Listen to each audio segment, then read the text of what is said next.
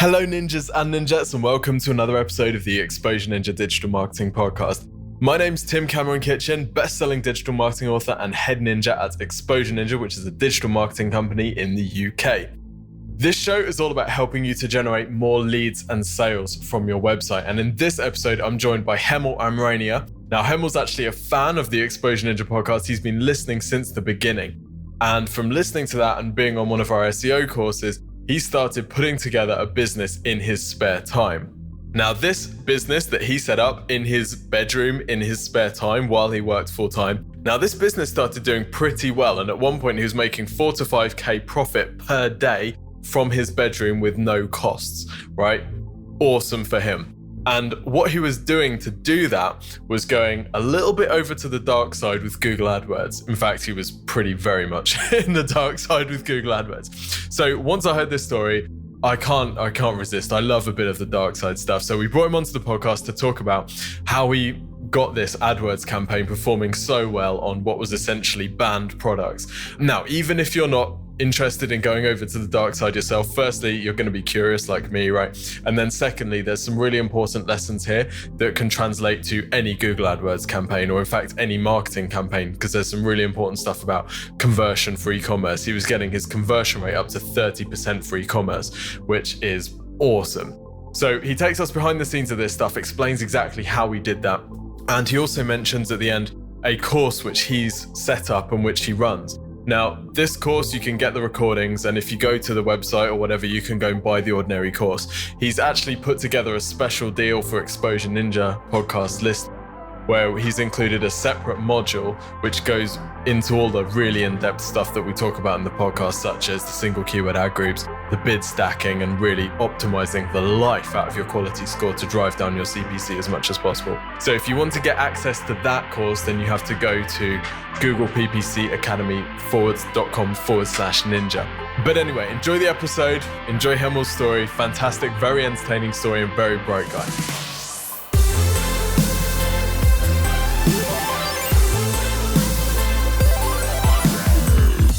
Hemmel, welcome to the show. Tim, hello. Good to catch up with you. It's thanks for having me on the show. No worries. So we're going to dive into the dark side of Google AdWords and some very impressive campaign stuff that you've been doing. Before we do that, perhaps you could give us a bit of a background. So what was the business that you're running and how did you guys make money? So I got into online businesses on the internet. One of the first things I did was I chose a niche that I thought was going to be profitable. And it really was, you know, I mean, in the heydays, it was making about 4 or 5K a day, you know, averaging around 80K a month on this business. So it was. And this was just you, right? This wasn't like a big team. In my bedroom, Tim. Yeah. Sick. So yeah, that was hilarious. But yeah, I mean, the choice of the niche was very cerebral. I didn't have any kind of emotional investment in the product or the offering. It was thought what works, what will work as an online business, and let's just attack it then, you know. So you started with looking for a business that you knew that there was demand for, right? So was this keyword research or looking on forums? So no, it was very much keyword research. I did an internet marketing course with a guy called Simon Coulson, which I'd really recommend. I started looking at things on how to do market research properly. Now, you know, way back, you know, I'd always dabbled a little bit in trying to do business, and you know, big emphasis on the word try there. But you know, I tried to do things online with products and offerings which I thought were compelling, but there was no organic search volume for it. And at the time, I didn't know how to go out and look for what the search volume was. So that was a big eye-opener for me, really. It was really enlightening to see that you can go out on Google Trends or Google Keyword Planner and work out, you know, what's the search volume for the thing that you're going to be offering to really validate your market.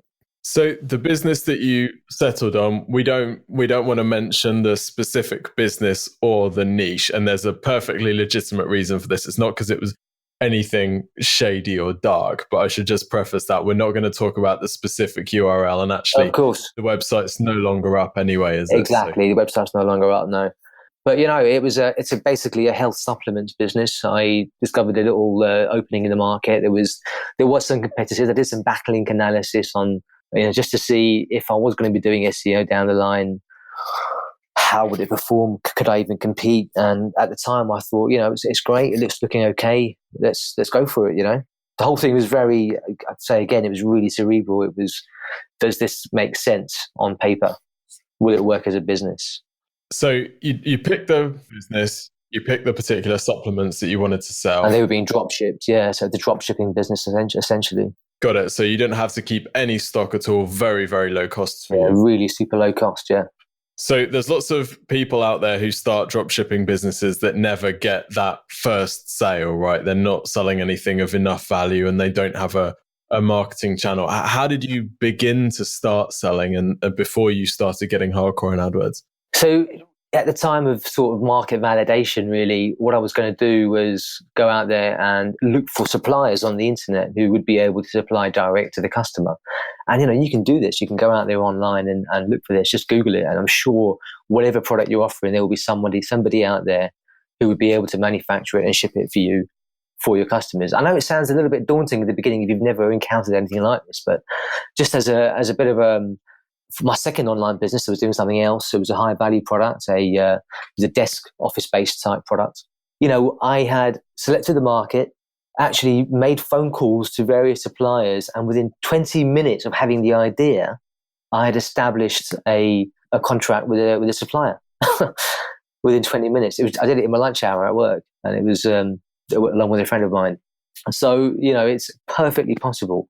And then actually generating sales for the supplement business, like how did you go about that? Because you weren't using AdWords right at the start, were you? No, I wasn't. That's right. So in the beginning, I had heard that using AdWords is a fantastic way to validate your market because, you can go out there and get sales. Unlike with SEO, where there's a massive time delay between cause and effect often. You can circumvent this with AdWords, right? Because you can just simply bid on a keyword, and the second that someone clicks on a type stack search query into the Google, your website comes up, your AdWord comes up. So you can, buy traffic immediately. But I was really nervous about spending money. It was my first online business, and I lost money on businesses that I'd tried before. So I wanted to try something. I'm really trying a bootstrap approach. So the first thing I did was Twitter. I used Twitter actually to do reciprocal following and generate sales through Twitter. And it wasn't great response. I mean, a lot of people have used Twitter in the past and there are some guys who work it really well, but I was by no means an expert in Twitter marketing. But it worked. It got me some sales in the beginning, and it kind of validated for me that yes, I'm not wasting my time on this. So you started with reciprocal following Twitter, got some sales, and then from there, you decided that you'd reached saturation point. You wanted to go over to AdWords and Bing. Is that right? Exactly. Yeah. So with Twitter, I mean, I don't know if how many people have tried reciprocal following, but Twitter catches on very quickly if you try to do bulk following and unfollowing. So what I did was I created a little online software program which I wrote in my lab where I worked to emulate the clicking of a mouse. So I just hovered the mouse over the button and basically I pressed go on my program, and it was within random time intervals, it would just click. So whilst I was away sleeping, it would be following essentially and unfollowing. You've got the DNA of a bit of a black hat hacker, haven't you? Well, I can sense it. I don't want to paint myself in that picture, but essentially, I have a very sort of a responsive mindset, I suppose, if you like. So if I see a problem, I'll try and work around that problem rather than often taking, which is the sensible thing to do often, is just step back a little bit and see if this is working. But, my background is in science. I'm a scientist by nature. So whenever I get confronted with a problem, my first reaction is to try and solve the problem rather than think, should I be solving this problem?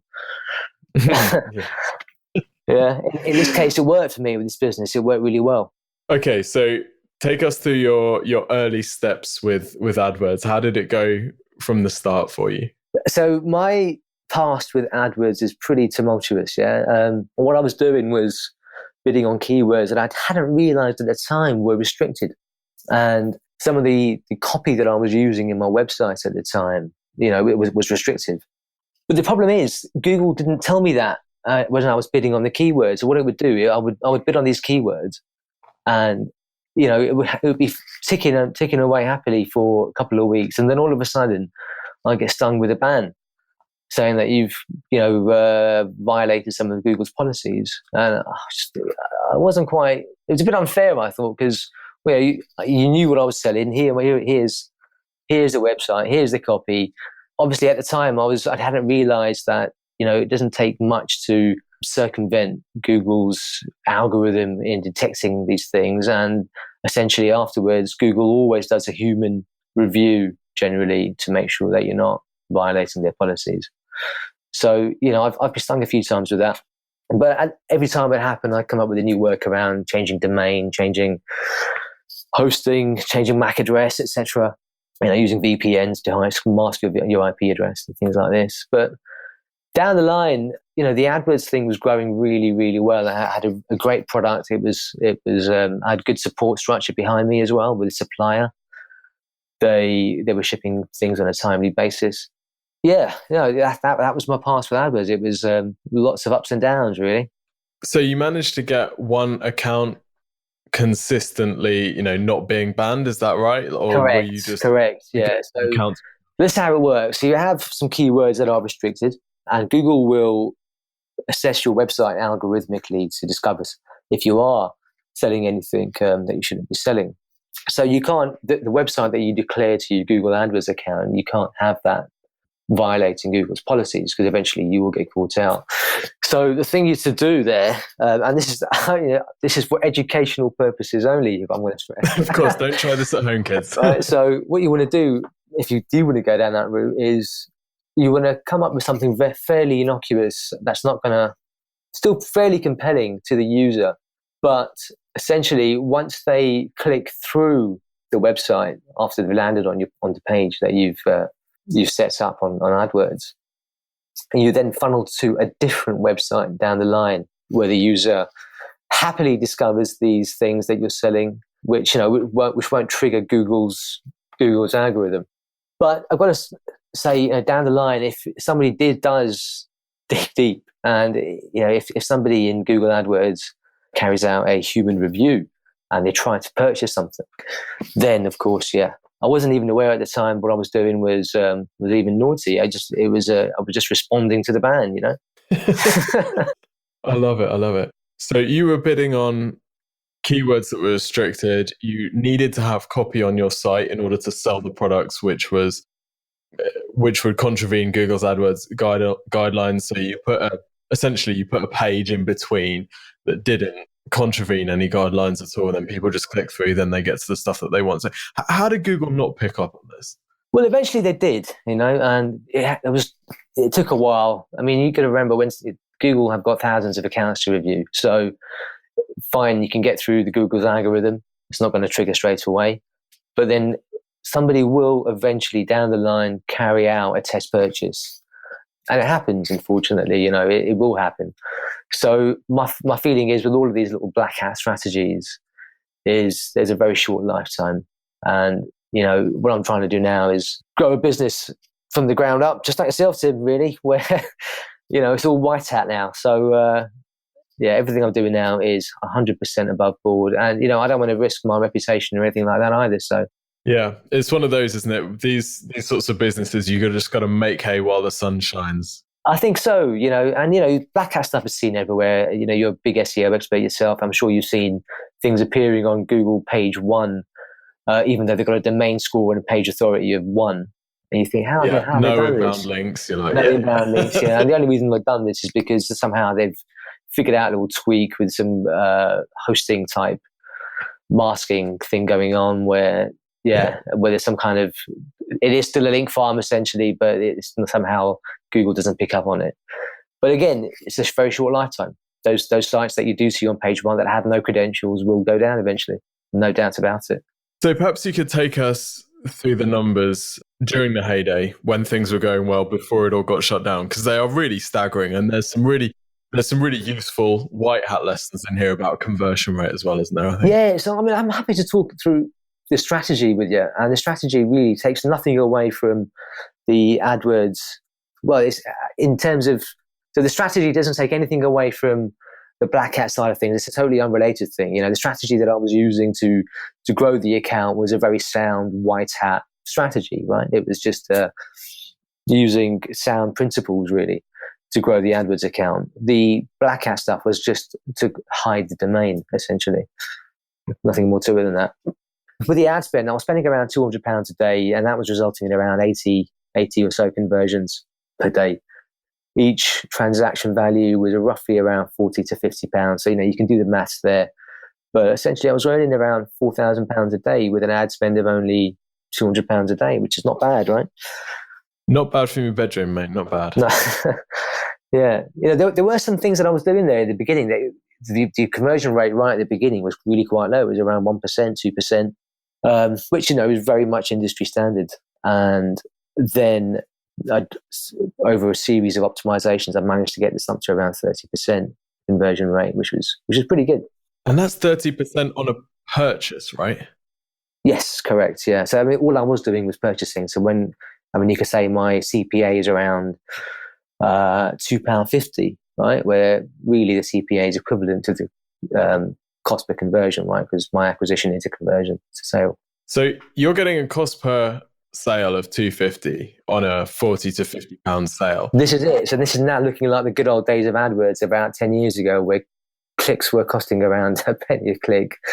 And, very quickly at the moment, these days, in these days today, you can't really sell a product of around 30 to 40 quid because your conversion rate is typically going to be only around 1-2%. So if you're averaging roughly £1 a click, then that kind of prohibits the sale of anything with a transaction value of around £100.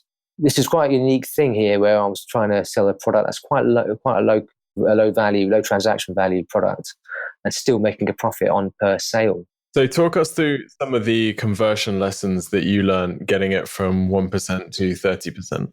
Right. So I was a big fan of your podcast, Tim Kitchen. Of course. So, a couple of really valuable lessons I learned in the early days of your podcast were to offer a free product in the beginning. And I wouldn't say I split tested this because you can't do it at the same time. But what I did do is I did try getting the searcher, the user, to land on a product page. And then I tried later on to try and see how the conversion rate was impacted by having them land on a free product page. So I was essentially offering a free sample. And this had a massive impact on my overall profitability. Because what would happen is the purchaser would establish credibility with your store with a free sample that was delivered, with free delivery as well. And then they'd go out and buy the product straight away, straight afterwards. Yeah. So the overall profitability was great. Really interesting. So you weren't making any money. Were you taking card details or anything, or was it just purely? I was, yeah. Sorry. So I think I was at the time. Maybe I did charge for shipping, but it was a very nominal amount, like a couple of quid, just to cover the cost of the shipping and the cost of the goods.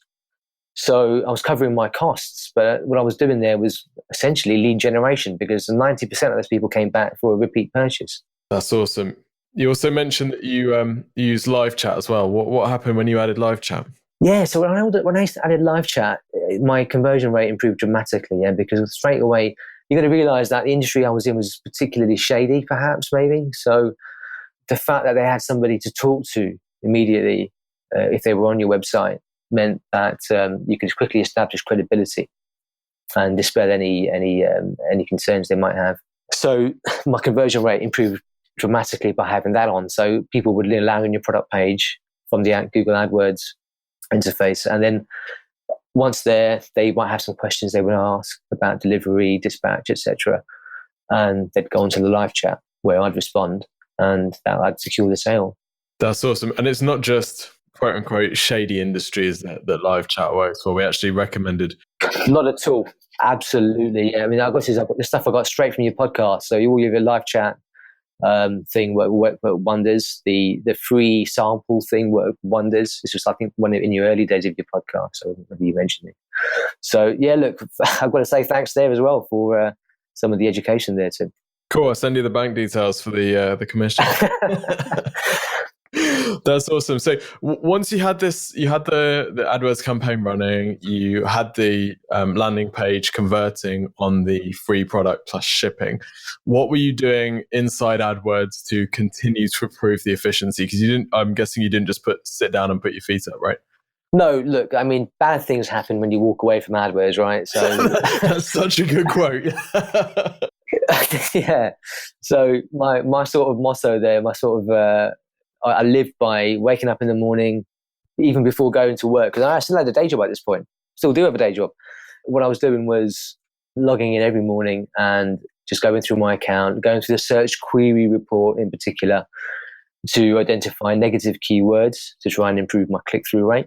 And I can't stress how important that is, because especially in the early days when you're assigning a broad match properties to some of your keywords, you're going to be picking up a lot of crap there. It's important to identify, where you can save money from the outset. So going through the search query report to pick up to identify your negative keywords, and then also identifying the keywords which I think are obvious conversion, have a high conversion probability. And then what I would do is add those keywords specifically with an exact match type, and essentially bid stacking, right? So whilst I'm getting the best possible price for the keywords that I'm specifically targeting, I'm also casting a wide net to pick up some new keywords and identify negative keywords as well at the same time. The other thing I was doing was, I think most people don't. So I'm an AdWords consultant now, and I'm Google certified and everything. So it's all white hat. It has to be. But what I realized from consulting my clients is that most people don't really understand the way the Google ad auction works, and most people don't even know what the quality score is. Once you realize that, a lot of the clients' accounts I look at who have come to me, with existing AdWords accounts, some of their quality scores are around sort of 4 or 5. So they're paying twice as much as they should be or could be. So throughout my AdWords account, it was mostly, although I started off with some 4s or 5s and the quality scores for certain keywords, I was towards the end of, I was managing to get around 9 or 10, the perfect score, quality score.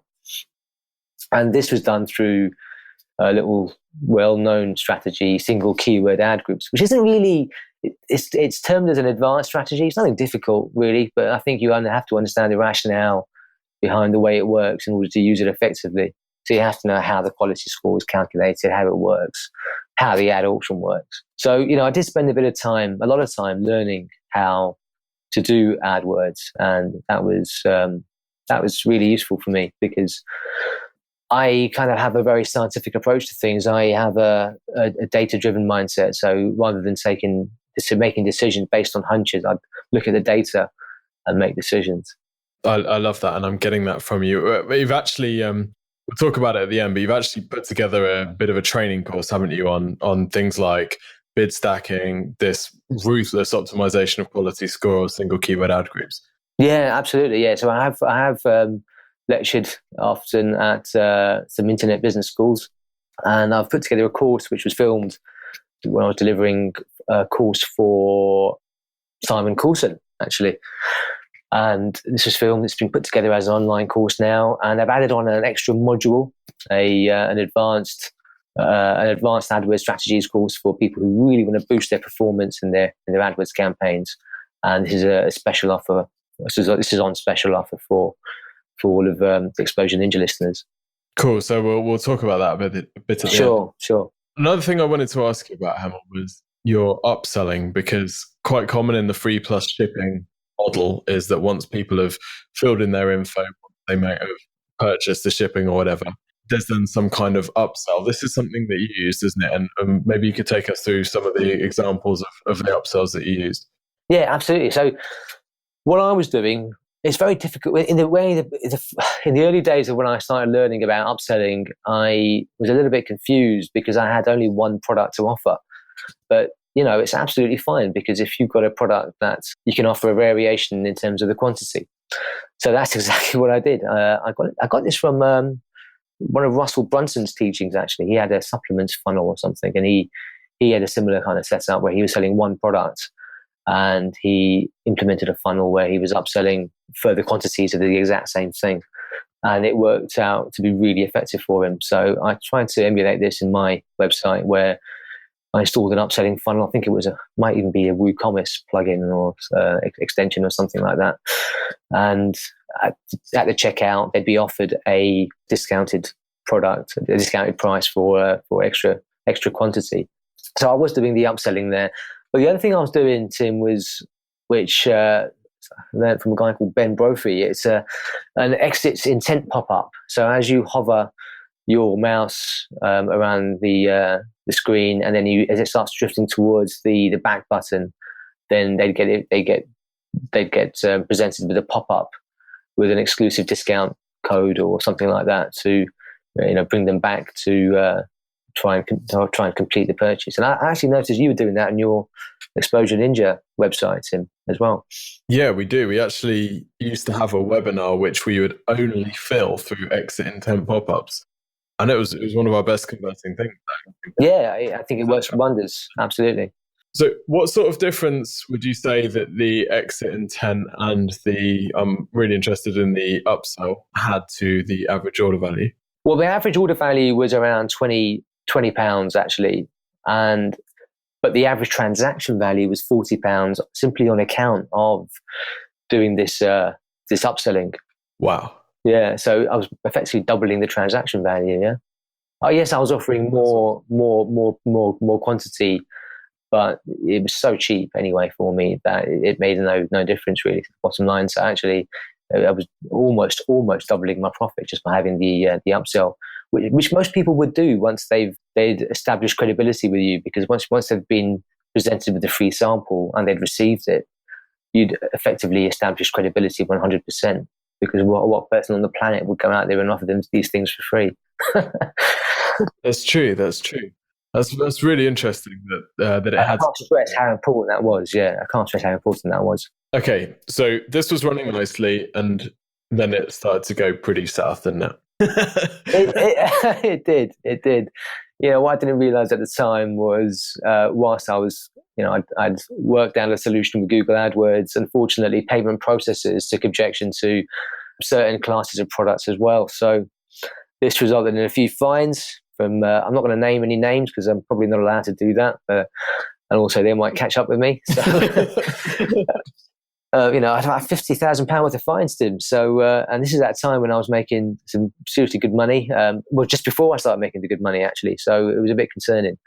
Eventually, there are payment processors you can get now for selling all kinds of products. So I did manage to figure out a way around those issues. But in the early days, it was really unfair, actually, because what they would do, when you sign up for an account with, say, PayPal, for example, what they do, they'd approve your account based on the copy of your website, etc. And then maybe not PayPal, but somebody else, what they would do is they would approve your account, and then that way down the line, a few weeks later, they would maybe do a review of your account and choose to decide that the products you were selling were in violation of their policy and then sting you with a huge fine, which I thought was really unfair, because most processors out there, what they would do is they would approve the account based on all the information that you present them. And with some of the more popular solutions out there like PayPal, Stripe, etc., they issue approvals willy-nilly, and then down the line they'll sting you with a huge fine. So just a word of caution for guys out there. These are products are, very, for example, adult products. Most people don't even realize actually that selling photography is not allowed on certain processors because of the copyright complications and things like this. Yeah, it's a whole minefield, isn't it? It's a minefield, and got some clients in adult, and they have an absolute terrible time finding any processors that would deal with them. It's awful, really. Well, you can send them my way, too, because I am the world's expert on payment processors now. So, it's been a big learning curve. Love it. So, what next for you? Obviously, this business is no more. You mentioned that you're doing some consultancy around PPC. Yeah, but this business was great while it lasted. But the internet business world is very fast moving, very fast paced. New entrants in the market all the time. I moved out. I'm completely happy with that. It was a bit of a headache anyway, to be honest, but I made some good money whilst I was in it. And now really I want to do something a little bit more educational. I've got an industry in science and I like data analysis and things like this. So AdWords I really gravitated towards AdWords actually, because with SEO is fantastic, but it can be very approach to SEO can be very fragmented. Whereas with AdWords, I find the process is a little bit more prescriptive. You know what I mean? Yeah. Yeah. So AdWords, I love AdWords, and I do lots of consulting with AdWords now. I'm running a healthy business doing that. So I have another website called semdoctor.co.uk, semdoctor.co.uk, where I serve AdWords clients. But I've also done a little AdWords Academy course, which I'm sure we'll share the details later on. Yeah, well, let's talk about it now. I think it's something which will be quite useful for people. So if people want to learn about the more, obviously they're learning the good white hat stuff as well, but there is also some really useful lessons in the black hat stuff and some stuff which is in the grey area, which I think is important to know about. So how can people check out the course? So the course, you can go onto a website, which I've set up. It's Google ppcacademy.com, all one word. And there I have put together a course where, you will learn the basics of things like account creation. Most people go out there and start a campaign with no conversion tracking in Google AdWords Express, which is the most dumbed down version of Google AdWords with built-in inefficiencies. So, and they'll come to me and say, yeah, Google AdWords doesn't work for me. The reality is Google AdWords works for most people. You just have to know how to do it properly. And I will share in this course, I share with you from the outset, how to go out there and do keyword research effectively, and then strategies on how to lower your cost per click by doing things like improving your quality score, improving your click-through rate, things like this. I've got to stress there is nothing, black hat about this. This is all very much how to use Google AdWords properly. In many ways, there is loads of stuff out there on YouTube, admittedly from Google themselves on how to use Google AdWords properly. They have a Google Academy, but my argument here is, you don't want to be learning how to use Google AdWords from Google. Google's got a very different agenda. They want to maximize your click-through rate because they're profiting off your clicks, right? So what I'm teaching is how to improve your profit with Google AdWords. Yes, a very different thing. Absolutely, yeah. Oh, and if you want to reach a special offer for this course, it's googleppcacademy.com/ninja, where all your Exposure Ninja listeners will be able to have access to an extra module on advanced Google AdWords strategies, things like single keyword ad groups, bid stacking, and all the things that I use to grow my account to super efficiency. Awesome. So that's the stuff that we've been talking about today, isn't it? So go to googleppcacademy.com/ninja to check that out, and we'll also link to it in the show notes. Yeah, that's great. And if anybody wants to reach me on my personal website, it's semdoctor.co.uk. It's just something I put together along with an SEO analytics genius friend of mine, William Hart. So that's just a simple aside though. But for the course, it's googleppcacademy.com/ninja. Hemmel, thank you so much for joining us and taking us behind the scenes of your very exciting journey. Tim, it's been awesome. Thank you so much for having me. It's a couple of years ago, I never would have thought I'd actually be on the podcast, and I was listening to all this time. So it's been phenomenal. Cheers, mate. Really appreciate it. No worries, dude. You deserve it all. Thanks a lot, Tim.